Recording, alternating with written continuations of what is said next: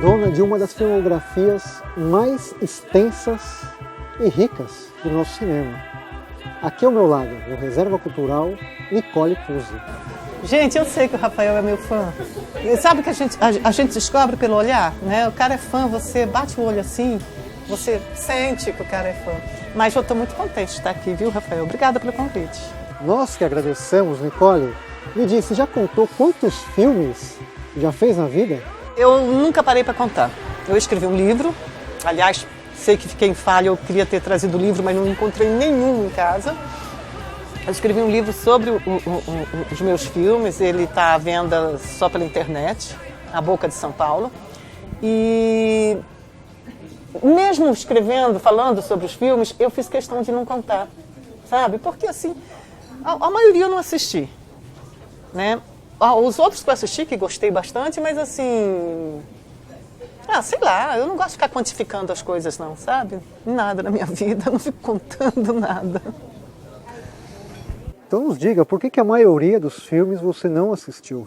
Primeiro, porque eu era uma moça muito séria quando eu fazia o cinema, e eu não saía muito de casa à noite, só para filmar.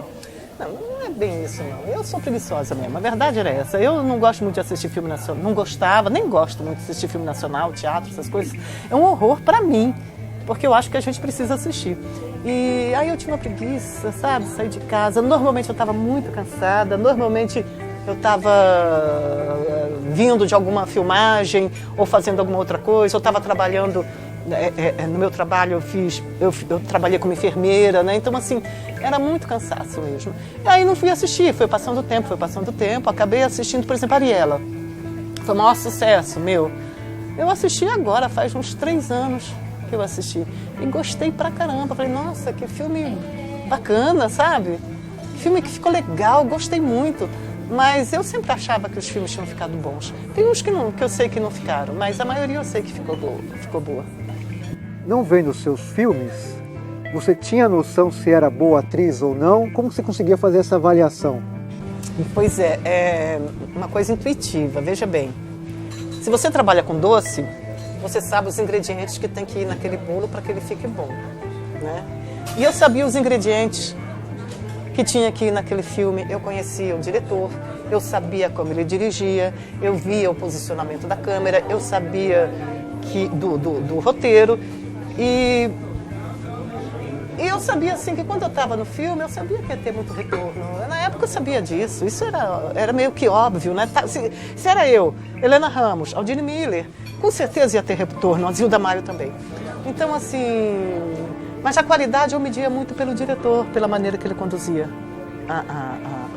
as filmagens, pelo enquadramento, sabe, tudo isso. E eu nunca errei, porque do mesmo tempo, anos depois, quando eu assisti, por exemplo, Filhos e Amantes, do Francisco Ramalho, todo mundo dizia, porque ficou bom, ficou bom. Eu sabia que ia ficar bom. Aí, anos depois, há uns 5, 6 anos, eu filmei Filhos e Amantes, acho que em 80, 81, por aí. Aí, há uns 5, 6 anos que eu assisti. Eu falei, eu sabia que o filme ia ficar bom. E ficou excelente esse Filhos e Amantes. Um grande filme. Você citou atrizes como Zilda Maio, Helena Ramos. A competitividade e a disputa por papéis era acirrada, né? Como era para ti assim? Como que você recebia os convites? Tinha mesmo essa disputa por grandes papéis, por grandes trabalhos com grandes diretores? Na verdade, Rafael, a competitividade era do produtor em saber se ele ia conseguir a Nicole Puzzi, se ele ia conseguir a Helena, ou se ele ia conseguir a Aldine ou a Zilda. Na verdade, eram eles que competiam para saber se nós estávamos disponíveis, se nós queríamos fazer aquele filme. Então, a gente aceitava o que a gente queria aceitar. A gente não corria atrás, porque eles corriam atrás da gente. Por quê? Porque o produtor, junto com o exibidor, principalmente o exibidor, que às vezes patrocinava esses filmes, que havia uma necessidade desses filmes em cartaz por causa de uma lei na época da ditadura, que obrigava o cinema, as salas de cinema a exibir filmes nacionais. Então, muitas vezes os exibidores bancavam algumas produções e falavam, eu quero a Helena Ramos nesse filme. Mas Helena Ramos não está, ela está, sei lá, em Mato Grosso, está filmando longe de São Paulo. Então a Nicole Puzzi, sabe? E assim, a disputa mesmo, a competitividade mesmo, principalmente de nós 4, era dos produtores, exibidores, e não era nossa, não. A gente sempre tinha filme querendo, a gente sempre tinha gente nos chamando para trabalhar, sempre tinha filmes à nossa disposição. Eu recusei muito mais do que eu aceitei. Recusei muito, porque eu queria ser enfermeira, eu fazia serviço social na faculdade, né? Então era complicado, porque ia fazer um filme e tinha que faltar na faculdade. Mas aí acabou que fiquei no cinema, né? Não me arrependo não, foi bom. Então vocês eram as grandes estrelas em um período do cinema da Boca e, consequentemente, eu imagino, você pode me falar agora, os maiores cachês eram os de vocês? Olha,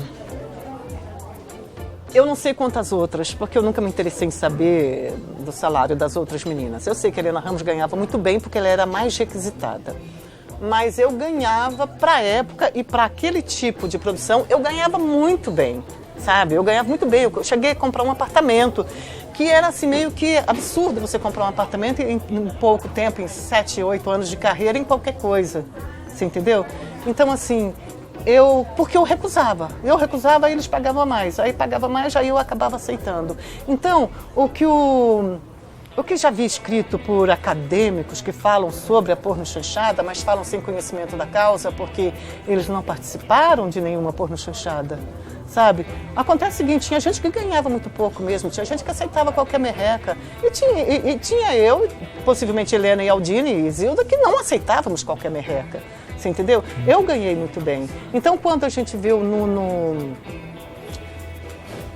Nuno lá da Unicamp, que é um catedrático, não sei o que, falar que a gente ganhava mal. Não, uma boa parte das meninas ganhava mal, como uma boa parte dos homens também. Agora, eu comprei meu apartamento, então assim, eu não considero que eu ganhei mal. Para a época e para o que tinha de disponibilidade no mercado, de valores, entendeu? Então, assim, só desinformado que acho que todas nós ganhávamos muito mal. Não. Se eu ganhasse tão mal, juro que hoje eu estaria passando necessidades. E eu ainda tenho resquícios daquele dinheiro que eu ganhei em 70, 80. Sabe? Estou sem trabalhar na TV há algum tempo. Sempre faço uma coisa ou outra. Mas não mantive, assim, fazer uma novela atrás da outra, uma novela. Não mantive um contrato. Então, muita coisa que eu tenho hoje ainda é resquício daquela época. Então, assim, aonde eu ganhei pouco? Aonde esse Nuno Abreu, aonde ele foi? Com quem ele foi falar? Só que ele conversou com uma única atriz, que o informou muito mal.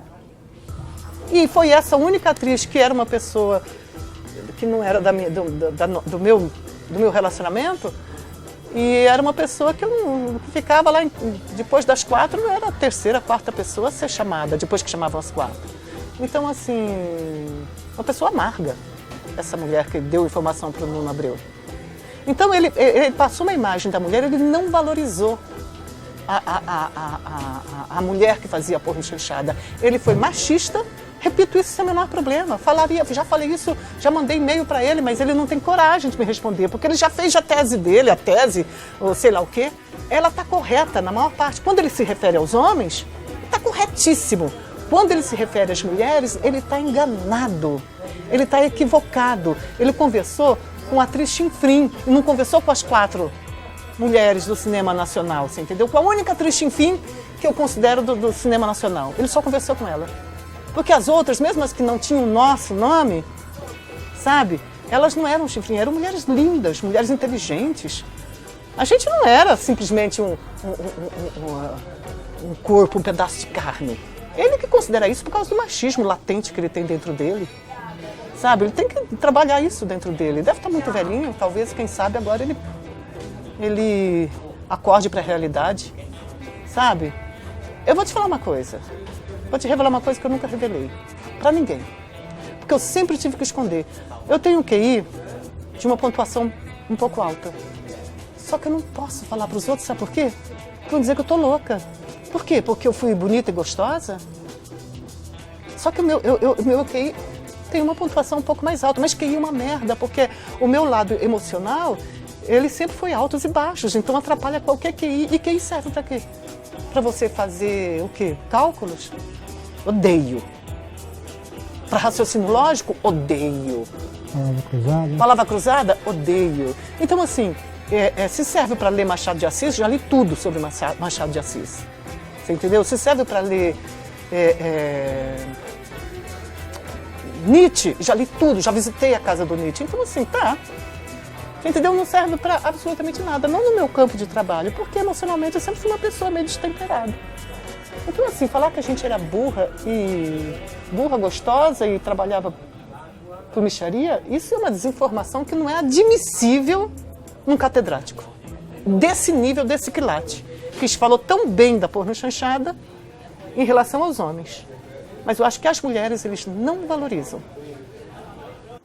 Eu estou assistindo, eu achei que eles estavam... Primeira vez, hein, que isso... Fica assistindo. Falar em teoria, você escreveu um livro que é uma revelação do que era a boca de fato. Como se deu essa ideia de escrever esse livro?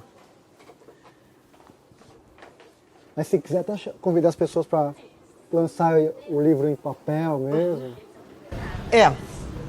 Eu quero dizer para você que por enquanto o livro está na internet e eu quero fazer um convite. Existe uma possibilidade desse livro ser editado, ser impresso, né? Eu quero que você faça o prefácio dele. Topa? Aceito, claro. Já uma honra. Então tá bom. Então, ó, aqui. Negócio fechado. Negócio fechado. Negócio fechado. Esse meu livro chama A Boca de São Paulo. Eu escrevi porque eu posso escrever, porque eu tenho ainda tenho uma boa memória de tudo aquilo e tenho uma visão não preconceituosa do que nós passamos por lá. Não é uma visão de que a gente exalta... Não é uma visão boboca, não. Vou falar bem. Não. É uma visão que eu procurei não entrar na crítica, procurei simplesmente relatar o que se passava naquele momento, como era. Porque você vai descrever, por exemplo, a Avenida Paulista. Você não vai falar, as pessoas passam com semblante assim, o assado. Você vai, olha, a Avenida Paulista tem um prédio tal, não sei o quê. Olha, aquela pessoa passa... Você vai relatar. Eu acho que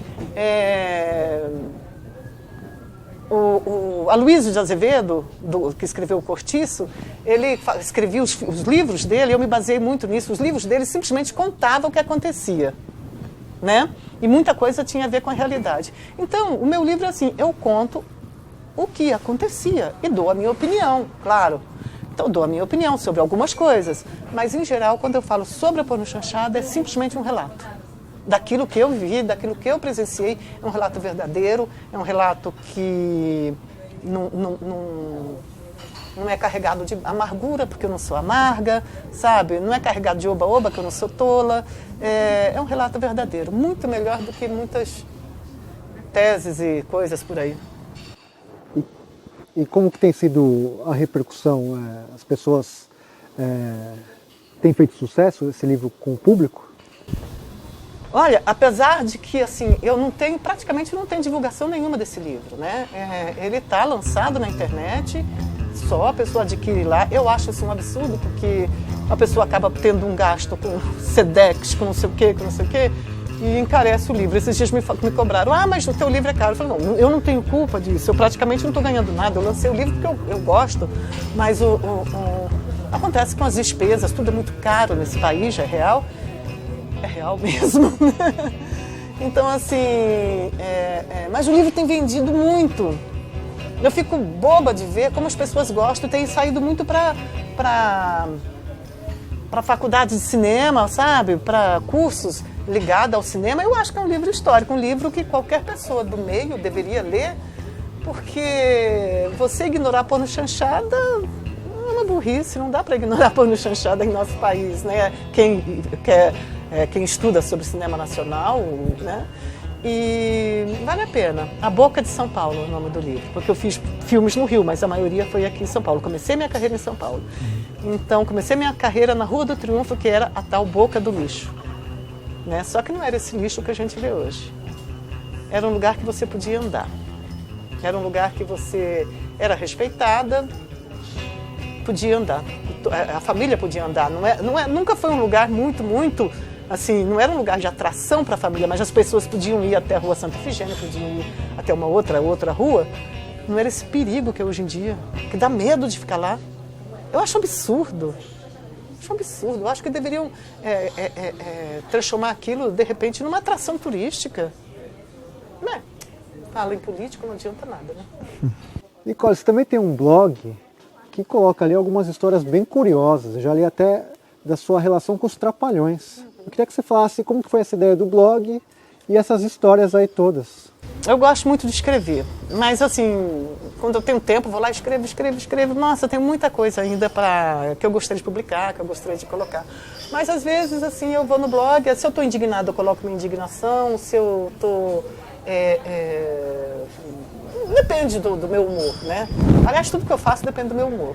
E o blog é muito interessante. Eu tive uma época de saudosismo com os Trapalhões, porque eu iniciei minha carreira trabalhando com os Trapalhões. Eu tinha 14 anos, quando eu comecei a trabalhar na TV Tupi e depois comecei a viajar com o Dedé Santana, com o Mussum, com o Zacarias.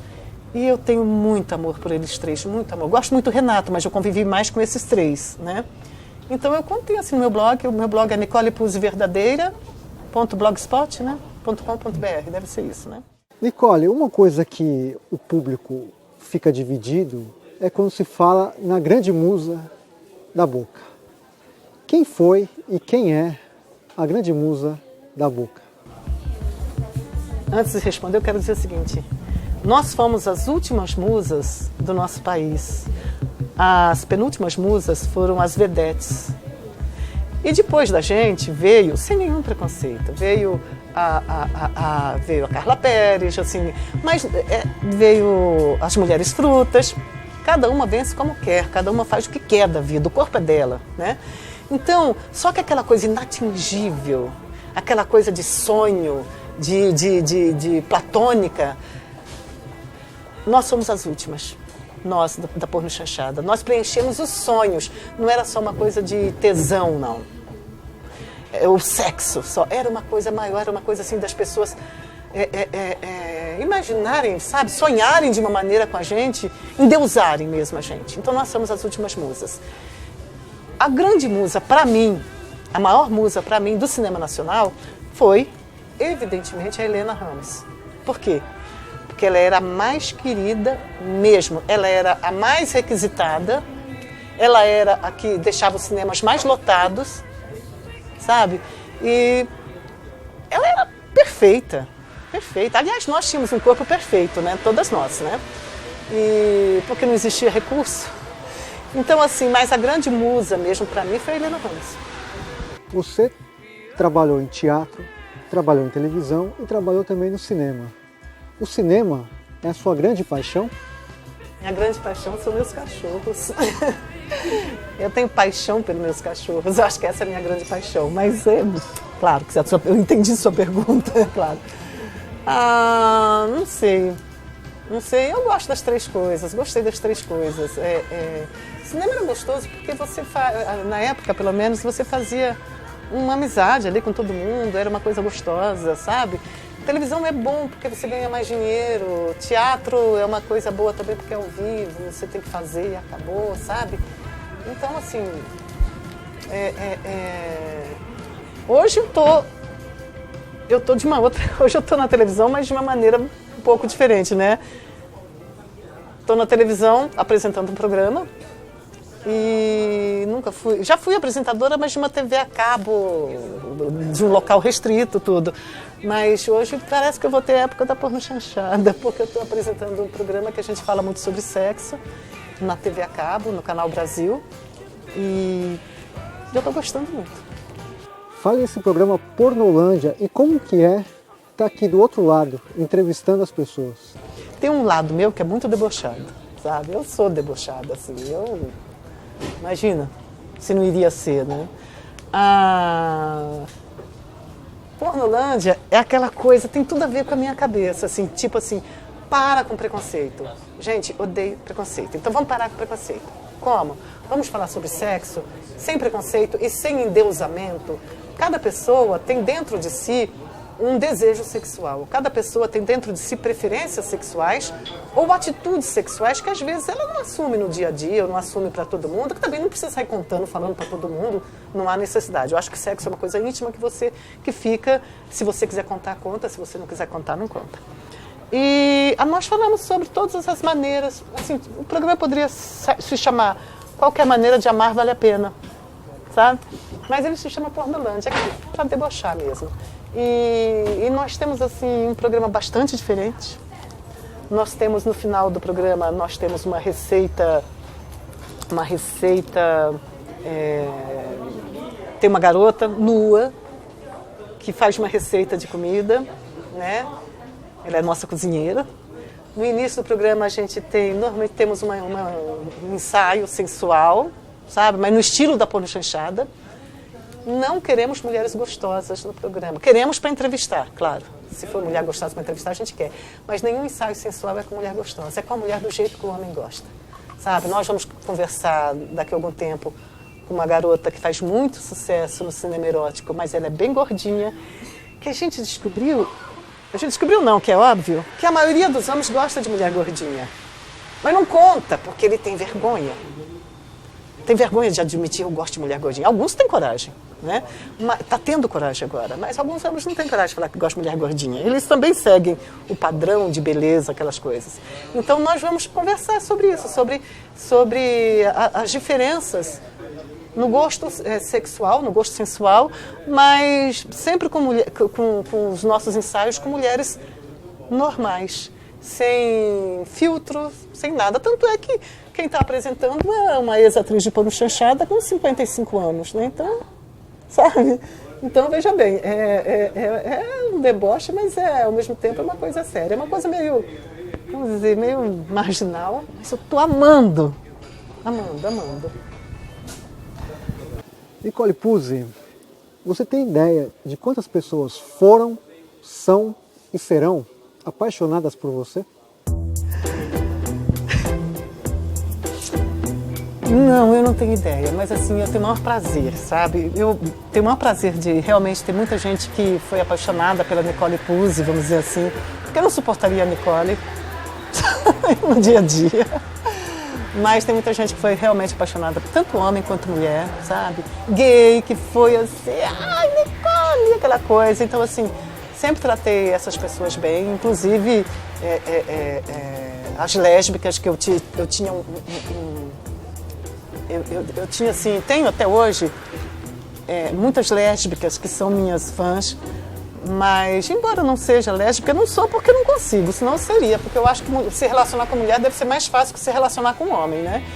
Que homem é porradão se relacionar com homem, mas não consigo ser lésbica. Mas assim, tem uma turma assim, de fãs, tem homens que são vidrados até hoje, e eu tenho assim uma coisa comigo, esse meu espírito assim meio, sabe, meio voluntarioso, essa minha coisa de fazer só o que eu quero, acabou, sabe esse negócio?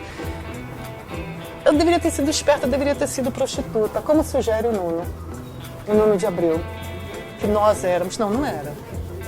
Só se quem ele entrevistou fosse, porque eu não era, a Aldine não era, a Helena não era e a Zilda Maio também não era prostituta. A gente não se vendia em sexo.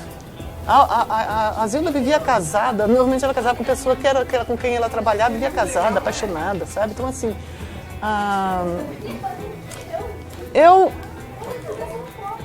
se eu fosse prostituta, eu estaria muito rica, porque até hoje, tem um lado meu que é vaidoso, até hoje eu recebo proposta. Claro, com 55 anos, você recebe proposta com grana, claro que você...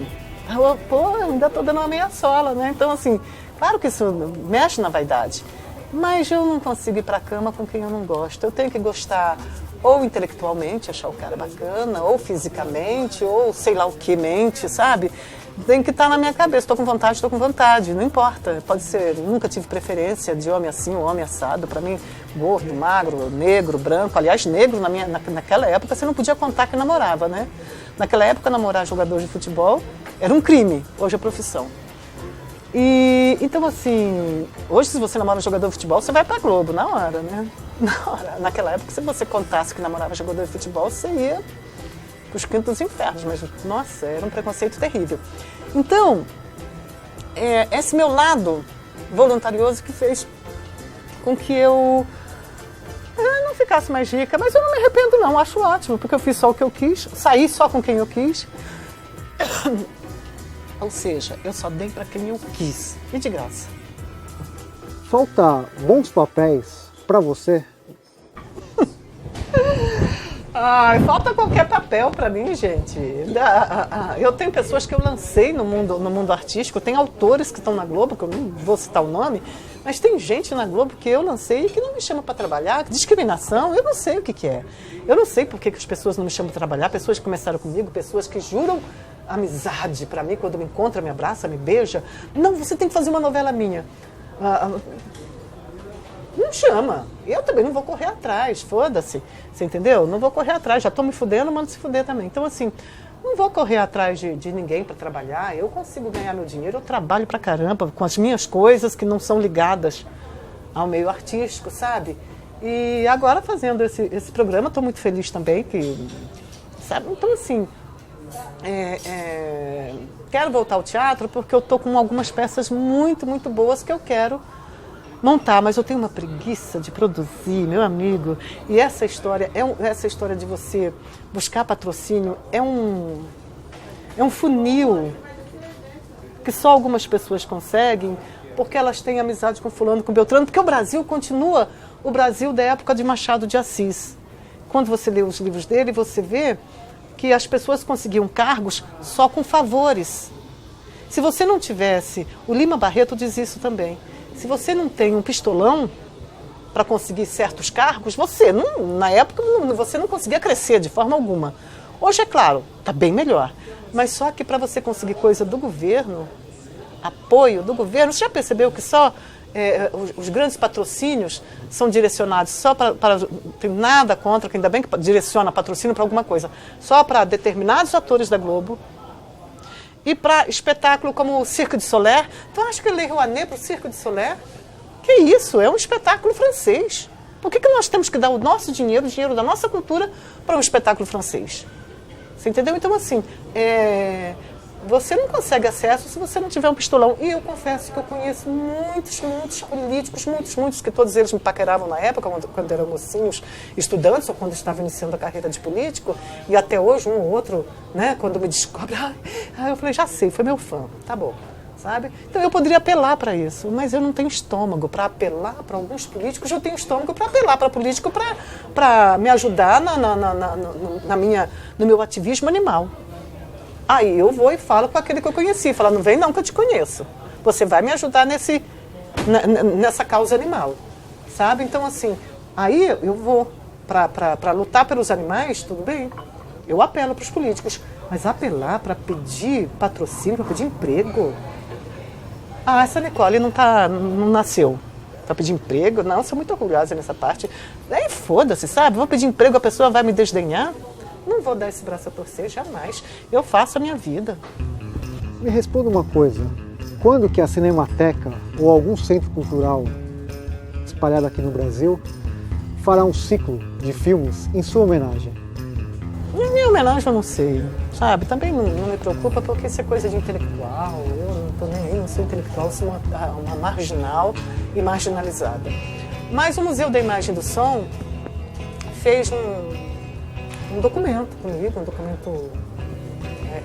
um depoimento meu sobre o cinema nacional. Achei muito legal, achei que fica para a história da porno chanchada.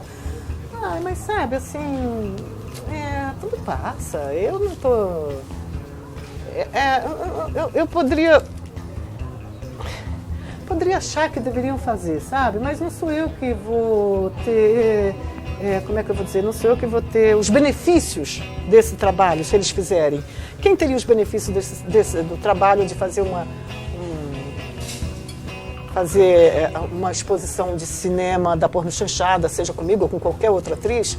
Os benefícios seriam das pessoas, dos estudantes de cinema e do público em geral. Eu já fui beneficiada muito só por ter trabalhado lá na Rua do Triunfo, só por ter feito porno chanchada. Foi muito bom para mim, foi muito, muito bom. A única coisa melhor na minha vida foi ter tido minha filha.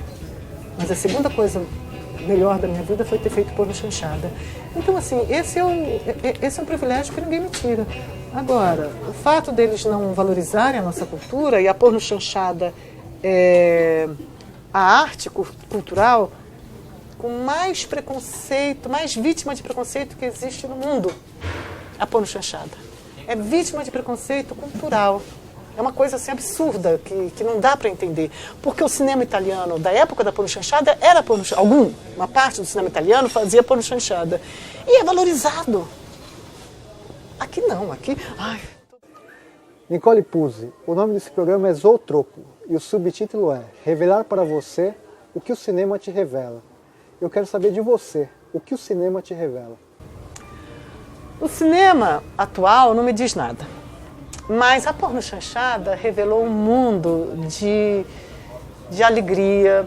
A Porno Chanchada, o cinema da Porno Chanchada, ter trabalhado no cinema da Porno Chanchada, revelou o meu lado marginal, o meu lado de rebeldia, sabe? Porque não era qualquer pessoa que ficava nua. Eu não precisava ficar nua. Meu pai tinha condições de me sustentar. E eu fiz porque eu quis. Então, o cinema revelou essa minha personalidade meio foda mesmo, sabe? Que às vezes me atrapalha, mas que eu amo. Então, o cinema revelou a pessoa que eu sou.